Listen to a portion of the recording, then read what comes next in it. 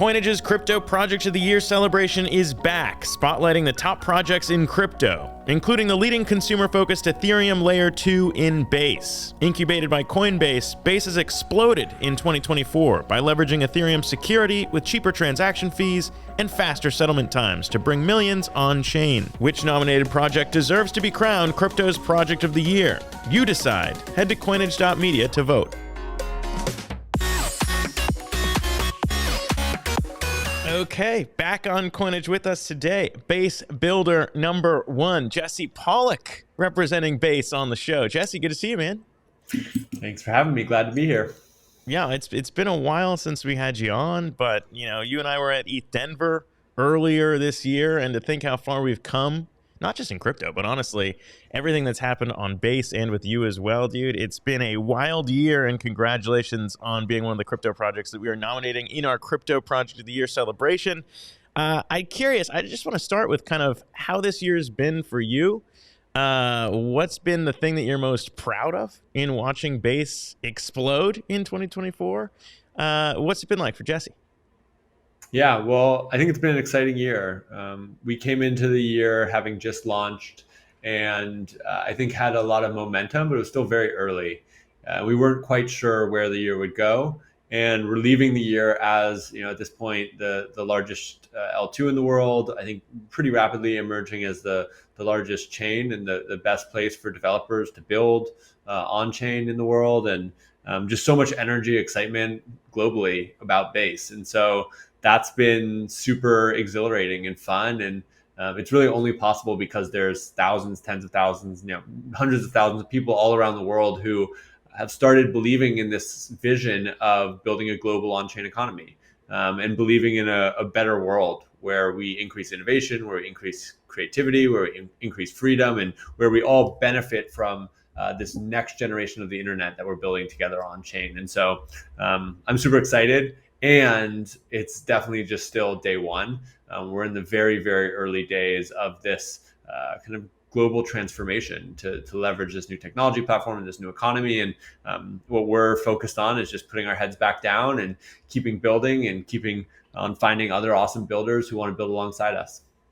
Yeah, honestly, it's probably one of the least controversial picks from our community this year to talk about Base, just because there are so many different metrics to dig into, Jesse, in terms of showing the runaway kind of success y'all have had this year. Whether it's TVL, which we're looking at now, whether it's users, whether it's all kinds of things. I'm just kind of curious what you're most kind of monitoring in the early days to say, look, this is kind of the traction we're excited to see, but I think that this one in particular might mean more. Is there anything that you look at that way? I mean, I think generally the way we think about Base as an economy is that it's really like builders first. The most important thing is, are we giving tools and really enabling builders, whether those builders are developers or creators or community builders, are we giving them the tools to build whatever they want to on chain? And that can be an app, that can be creativity, that can be a community. And so as we see kind of the growth of developers, as we see the growth of creators, we believe that that's what's then going to bring in kind of all the capital. It's going to bring in the users because there's going to be really interesting things to do. And so we're really most focused on builders. And we have an internal ethos that's really like builder first, like all of us are builders, everyone's a builder. And I think that really grounds us in making sure that we're actually, building the best experience for all of them. Yeah, and also, I mean, you personally, when we talk about not just being Base's builder number one, but also what you're up to at Coinbase, I need to congratulate you because you were also added to the executive team and also inherited what Coinbase is working on when it comes to the wallet. And I feel like the wallet is so integrated into kind of what you guys are trying to do with Base in terms of making it easier and easier for creators, users to come on chain. Obviously, we at Coinage also witnessed that with our trivia game. Super huge success in terms of making it easy for people to play. But now in that role, I mean, as you're working on the wallet, how does that kind of align, I guess, everything that you're trying to do with Base with making it easy for people to use it and bringing costs down? What are you most excited about in terms of pairing all of those things as you move into next year? Yeah, so we think about the Base economy as a flywheel where we are going to enable builders. Those folks are going to build apps, they're going to build content, and then on the kind of other side, everyday people are going to come on chain to use those apps and to kind of engage with and experience that content. And the more great apps we have, the more users that will come and use them, the more users that come, the more people will want to build for them. And the faster we can spin that flywheel, the faster the base economy is going to grow and the faster the world is going to move on chain. And so historically, I've really been responsible for the supply side of that, where it's like, how do we give builders great tools? How do we make it possible for them to build great apps? But now with wallet kind of coming into my remit as well, that's the demand side, right? The wallet is really all about making it incredibly easy for everyday people, for creators, for businesses to come on chain and use all these products that are being built.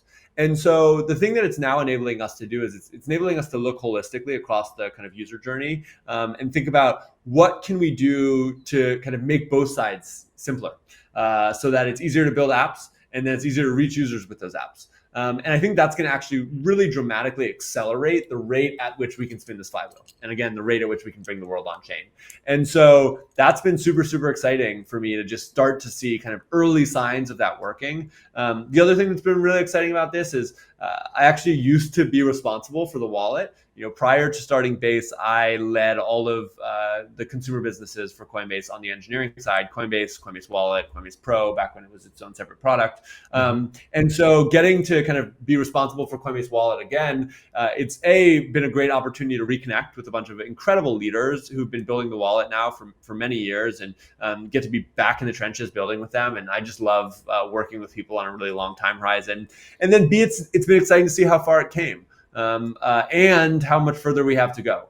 And so, I couldn't be more excited generally about just getting to spin this flywheel faster and faster and build incredible products that work for builders and work for everyday people in the new on-chain economy. Yeah, well, I want to talk about the big piece of that on-chain economy, which, in the short term, obviously heavily dominated by meme coins, and we can talk about that in a second. But I also want to highlight maybe more real-world use cases since, you've been traveling a lot. I was just down in Argentina seeing kind of the use of stablecoins and how huge that has grown. And Brian Armstrong actually retweeted one of those use cases that I saw firsthand. It was cool to see him kind of also excited about stablecoin usage. I was, with an Uber driver and trying to bring him on chain. It was cheapest to do on Base. I kind of taught him about how to use stablecoins on Base. But Brian was retweeting this idea, which would be that maybe potentially Uber drivers could get paid through the app. Jeremy Allaire at USDC was talking about it with Dara. I mean, how far along are we, Jesse, from some of those things being realistic where people might actually be able to interact with this and earn in real time in stablecoins, spend in stablecoin? It seems like the holy grail. I mean, how do you see that shaping up and maybe becoming more real? Yeah, so I think that 2023 and 2024 were really about kind of locking in the final pieces of infrastructure to enable these experiences to be really seamless. And those pieces of infrastructure were low-cost block space in the form of layer 2s like Base, which make it really, really cheap to send and to transact on-chain. And so, for instance, today, even as Base, throughput has grown like 10, maybe 20x this year, transaction fees are now consistently below sub cent. So, a fraction of a cent median transaction fee. And that just wasn't the case even a year ago. And so that's been a huge unlock in terms of what's possible and making these products and this economy really accessible to everyone everywhere. The second thing that I think was a piece of infrastructure we need to build was just better wallet experiences. I think we've done that with Coinbase Wallet. We've also made huge strides just in the last 6 to 9 months with the smart wallet, which is going to be at the center of our wallet strategy going forward, where we can have a secure, super easy to use wallet that doesn't require a seed phrase, doesn't require you to memorize all this crazy stuff or to store it in backup. Instead, you just use a biometric. And it just works. And I'm excited to see that continue to develop from an infrastructure perspective. And then the third thing that I think was a piece of infrastructure that's been built out really materially is a lot of kind of identity and social infrastructure that started to emerge on chain. Whether you're talking about ENS and base names or Farcaster, Social Graph, we now have the tools to let apps really know who their users are. And to let users share information with apps in a way that's still privacy protecting and lets them kind of engage in a more customized experience. And so the last 2 years have really been about making that infrastructure exist. We had to do the work to make Base. We had to build a smart wallet and make it just work. We had to, launch base names and get Farcaster out there in the world. And I think 2025 is going to be the year where that infrastructure starts to enable these use cases. And we're seeing it happen right before our eyes. Stablecoin payments are growing rapidly globally on Base and across the entire on-chain economy. Emerging social use cases are starting to crop up with things like Farcaster and Zora. We see more and more games that kind of build in these really seamless wallet experiences and these really experienced kind of social graphs to make them more engaging and really meaningful. And use cases like you're talking about with Uber are starting to become like more just a normal reality for folks, where it's the fastest, cheapest, easiest way to get paid, or the fastest, cheapest, easiest way to pay someone is on chain. And so I expect that to kind of proliferate and go from a small number of things that we all kind of get excited about because every single time it's like, oh man, it's actually working, to the default over the next 1 to 2 years. Yeah, which will be that it continues to work or works in more industries and more realities. But I do think, again, in the short term right now, some of this experimentation has really blown up, and it seems like it's starting to blow up now too on Base when it comes to meme coins. And, we saw a lot of that in terms of Solana. And I guess, there's some blowback now in terms of what that space represents for crypto and for Base specifically now, Jesse, as you kind of look at it. Is there kind of like look, this is a short-term thing to show what's possible. It's not where we want to be. Those real use cases matter. I mean, how do you look at kind of meme coins being the thing that could potentially in the short term be proving out, the transactions and fees costs that you're talking about a lot, but also where Base goes after? Yeah, I think it's a yes and. I mean, if you look at the history of the internet, I think you'll see that memes are at the center of internet adoption and internet culture. Like you go back to Reddit, you go back to 4chan, you go back to other social media like TikTok and Instagram. Like memes are there, they're omnipresent, and they're a thing that people love engaging with because memes are fundamentally about like culture and feeling like we're all on the same page, all laughing at the same jokes. And so I think what we're seeing right now with meme coins is the same thing. It's literally the same thing. It's still just culture. It's still just people rallying around these ideas that are fun and funny and weird. But now it's happening in a new platform on chain where those memes are starting to have new superpowers, where they can more directly interact with value, where the kind of originators and creators of those memes can benefit more from the virality of them actually kind of being these cultural selling points. And I think that they're going to continue to be a big part of the internet. I think they're going to continue to be a big part of the on-chain economy. And so we are excited about supporting them on Base. We're excited about kind of seeing more culture create on-chain and, really seeing on-chain start to become the epicenter of internet culture. Because on-chain is creating a new internet that's going to work better for the people who are actually bringing their creativity on-chain. And I think memes is just one example of that. Now, at the same time, I think at times you see like it shift more out of culture and more into just like really, really rampant kind of like speculation taken to the extreme, which can lead to bad outcomes. And, that's not really the Base way. Like when we talk about Base, we always say like, we're here to be building for the long term. We're here to be solving real problems. And that's what so many, thousands of builders across Base are focused on right now. And my hope and really what I'm seeing already is that as memes are coming into Base, there is kind of this effect that the things that are being successful on Base are the ones who are thinking long term, who are figuring out how to kind of leverage that like cultural virality, but also do it in a way that's like positive and collaborative and future looking, and people who are showing up not just to kind of like purely speculate, but to build and to create this global economy that's going to work better for all of us. And so I'm really optimistic about the energy that I'm seeing around memes on Base. And I'm excited to see what it turns into in the year ahead. Yeah, I think, for us and where we sit too, I mean, obviously there's nothing wrong with meme coins and speculation as long as, things are happening in a positive direction. And for us as a community-owned show, it's also been interesting to kind of see that evolve. And to have our community continue to grow and play along as well. But Jesse, Base is also the only L2 that we're featuring in our Crypto Project of the Year celebration. There's a lot of great projects that did a lot of great things here in 2024. And one of the things that I think, a lot of people in the Solana community have been throwing shade at L2s across the board. And since you're the only one here, it'll just be a broad question for you to talk about kind of the Ethereum thesis, obviously Base being a superchain project. There are a lot of other superchain projects out there trying to scale Ethereum. But I guess the question is, how have you kind of, I guess, pushed back against those detractors or people outside the community saying that, look, L2s have become so fragmented or so value extractive that like it's bad for Ethereum? How have you kind of witnessed, to your point on long-term plans, how do you see things shaping up? Ethereum's obviously had an interesting year, but how do you look at the way Base fits into the longer-term roadmap thesis for Ethereum scaling? Yeah, well, the first thing I'd say is I think that it can be really easy in the kind of industry and on crypto Twitter to get distracted by the noise. I think there's been a lot of noise over the last 6 to 12 months, and our ethos with Base and our core team and our whole ecosystem is like ignore the noise and keep building. The only thing that matters is, are we building an economy that works for everyone? Are we building products that actually solve real problems for everyday people and businesses? And all of the like narrative noise, it's just a distraction. And so that for us is like the primary mandate. It's like talk less, yap less, build more. And so that's the primary ethos that I'm coming at. The second thing that I'll say is I think that the Ethereum strategy is working.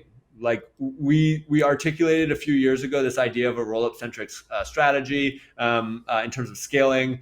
Today, if you look at throughput, I was just like bringing it up on my computer. I think we've scaled Ethereum. Let me look. Like 400x in the last year through that. Like we're oh no, it's not 400x. It's 27x in the last year. We're now doing about 400 like transactions or user ops a second. And so that's like incredible progress. And I think we also have a really clear through line to another 10, 100, 1000x scaling. And whenever you solve one problem, there's always another one. And I think with Ethereum, now that we've scaled with all these rollups, we have some work to do around making it so that from a user experience perspective, everything just works. And this isn't dissimilar from the internet. Like when you looked at the early days of the internet, you also had a bunch of kind of fragmented internets or intranets that weren't that connected together. You had to kind of manage the complexity of traversing between them. That fragmentation didn't go away. Like you still have different layers of the internet with ISPs. You still have kind of disconnected systems. But what did change was we built better products on top of the infrastructure that made that completely seamless for the user. So that user, you don't have to think about any of it. It just works. And I think that's the phase that Ethereum is in right now, where we have scaled. We've done that in a way that has a long-term runway that can get us another many orders of magnitude in terms of scaling. And now we need to solve some of the interoperability challenges that will make it totally seamless for users. And the exciting thing about that is like it's not going to be that hard or that far away to solve those problems.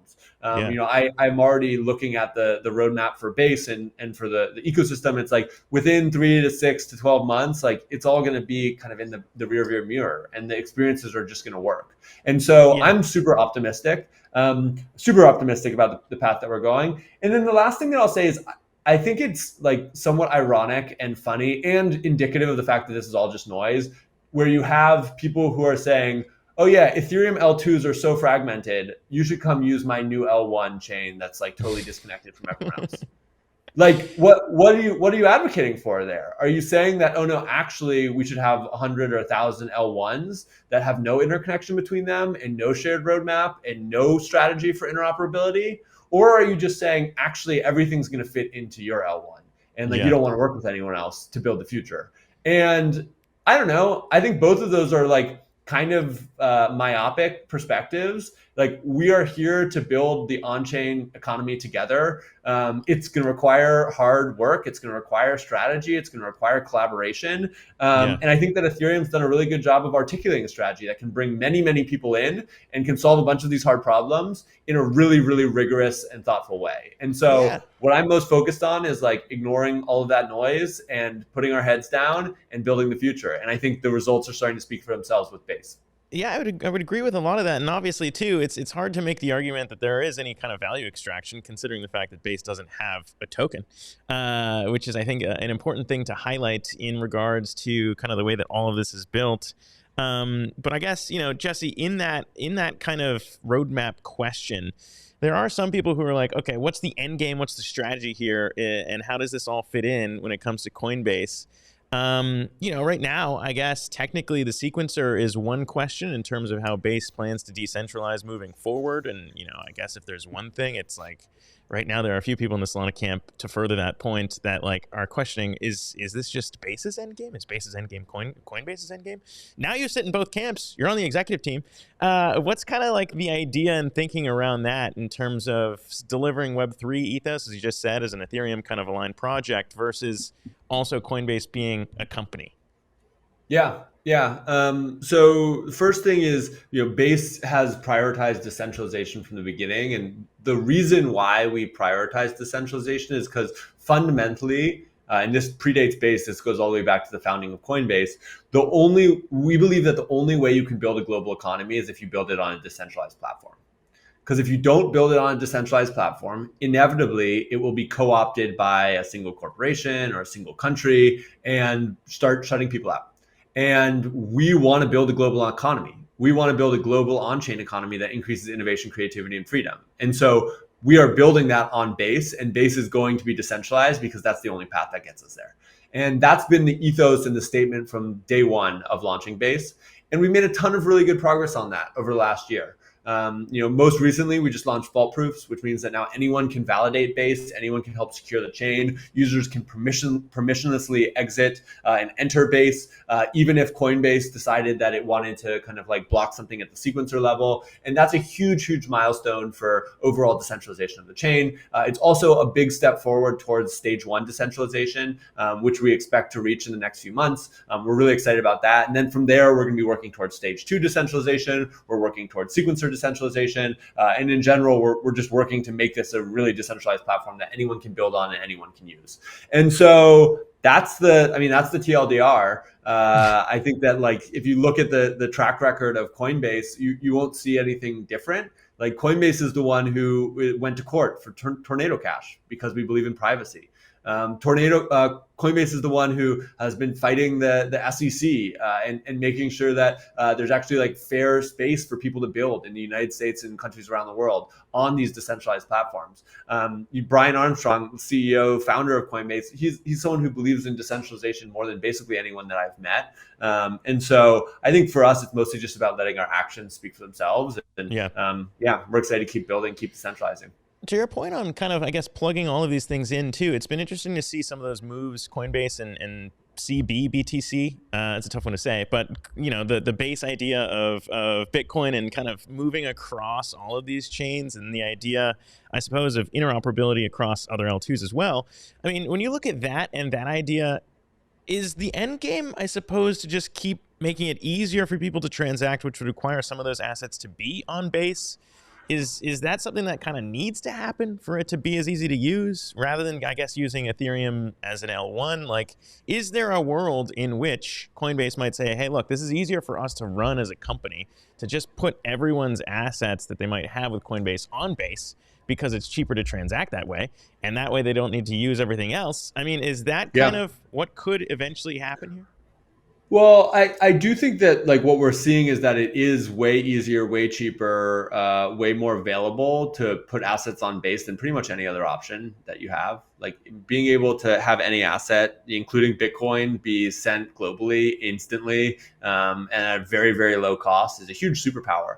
And so I expect that we will see many, many more assets coming on chain onto Base. I expect that Coinbase is going to continue to re-platform like significant parts of the business on chain, on Base, because like that's the future, because it's gonna be faster, cheaper, and easier, and it's gonna be easier to build experiences that everyone everywhere can use. So I'm really excited about that. Now, at the same time, when we're doing that, we do not want to create a silo. And this has been another value of Base. Alongside decentralization, the other big value of Base has been this idea of Base as a bridge, not an island.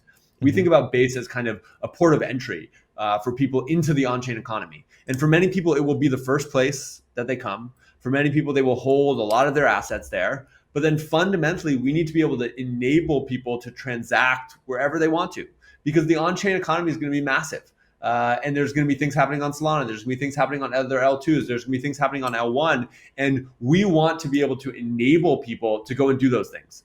Because at the end of the day, this is about making people's lives better. It's about solving problems. And the more access, the more connectivity we can actually create, I think the better off the on-chain economy is going to be, the better off, these people are going to be, and the better off Base is going to be. And so we really want to make sure that we're actually doing that work to connect everyone up. Yeah, to get ahead of that too, and just because, some people might hear that and say, aha, see, that's the whole reason. To get ahead of that, just because people keep saying these things. If you look at it, and that's the thing that happens, are there any risks that people might be wrong about when it comes to, all right, all these assets might just live on Base, and if people don't know any different, retail users that maybe never even created a wallet, though I will say it's been extremely fun to watch people go through the process of creating a Web3 wallet using Coinbase wallet versus just maybe having it in Coinbase. I walked my parents through that just 2 weeks ago. Yeah. And it's been really fun to see. It's like, oh, this is what this is all about. Hit back on maybe the fears that are there in terms of, oh, wow, Base might be vampire attacking the rest of Ethereum. That's obviously not what's happening here, but how does Jesse kind of talk to those people? Yeah, I definitely don't think Base is vampire attacking Ethereum. This is the Ethereum strategy. It's scaling via rollups, and Base has, brought billions of dollars into the on-chain economy on Ethereum. And so, again, I think it's mostly just noise. And there's a lot of people who have a lot of different motivations to try and create noise. And the only thing that matters is, are we building great products that are decentralized, that are accessible to everyone, and that solve real problems? Yeah. And so that's what we're focused on. And I think the thing that kind of is guiding us as we do that is this idea of, we want to build great experiences, but as we build great experiences, we want to build on open standards, we want to build open source, and we want to create open markets. And you can see this in our actions, right? We built on the OP stack, not on our own technology stack. That was about using an open standard. All of base.org is open source. Like, our whole technology stack for Base is open source. And that's going to actually start to expand to Coinbase Wallet and other products that we build, because we think it's really important that people can actually see and run the code that they're using to interact with the on-chain economy. And then if you look at the markets of Base, they are 24/7, 365 globally connected open capital markets. And they're open protocols that anyone can interact with. And we think that those kind of themes, that those principles of openness, open standards, open source, open markets, is going to make it so that folks have choice. There's consumer choice. Folks can have sovereignty and autonomy, and that in general, this economy is just going to be stronger because it's built in a way that everyone can participate in. Yeah, and it's been, listen, it's been fun to see you live those ideals basically every day we've interacted, and it's been going back since Ethereum Denver when we were up on stage together. It's been really cool to see everything that you've built since then, and by you, I mean the entire Base community as you represent them today, Jesse. Yeah, it's incredible. When it comes to that, though, to kind of wrap up and look ahead, what are you most excited about? Because this is the point of the interview that we've been hosting founders and builders across all these ecosystems we're celebrating this year. But what has you most excited about for Base in 2025? What should our viewers, our co-owners here at Coinage know before they elect to choose the crypto project of the year? Yeah, absolutely. A few things. So one is, I'm really excited about continuing to kind of make Base economy work for everyone. And that means everyone in every country around the world. And so the things that we're doing to enable that is making it so there's really, really great on and off ramps that people can enter and exit the on-chain economy seamlessly. And another new priority is that we're focused on making it so every country has their currency on-chain.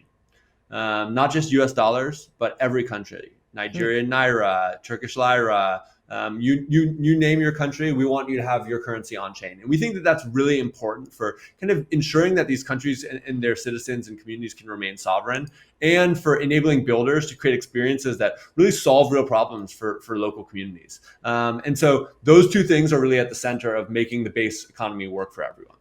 The second thing that we really want to do in 2025 is we want to make Base the best place to build as a developer. We're going to do this with things like Base names, so you can get identity, smart wallet, so you don't have to worry about any of the wallet complexity, on-chain kit, so you can literally go from zero to a fully blown app in 30 minutes with no backend, and then Paymaster, so you can build gasless experiences that just work and don't have a paywall preventing users from accessing them. So that bundle of offerings, and then all the other developer tools that the ecosystem is building, those are going to make it really, really simple for developers to build world-class apps. The third thing that we want to do is we want to make Base work really, really well for creators. And, this is where Coinage comes in. Like if you look at the internet over the last, however many years, 20 years, so much of what makes the internet special is creators who are bringing their content, their videos, their music, their art into the internet. But right now, the system isn't working for them. They bring their creativity into centralized platforms. Those platforms take 95% of the profits. They're at risk of being deplatformed. They're at risk of losing their fans, losing their followings if they do something wrong. Like, that's broken. And so in 2025, we want to kind of flip that on its head and show creators that when you create on-chain, you're going to earn more, you're going to be able to connect more, and you're going to have more sovereignty, because you're not going to be at risk of being deplatformed. You're not going to be at risk of losing your fans. You're not going to be at risk of losing your followers. And so making Base work for creators and making on-chain work for creators is the third big priority. And then the fourth one is that we got to just keep scaling Base. Because as we make it work for everyone in every country, as we make it really easy for developers to build, as we show creators what's possible, there's going to be so much demand. And if we are not investing in the technological foundation of Base to make sure that it can scale to keep up with that demand, and to make sure that it continues to progress in terms of decentralization, to preserve that open global nature of the economy, like, something's wrong.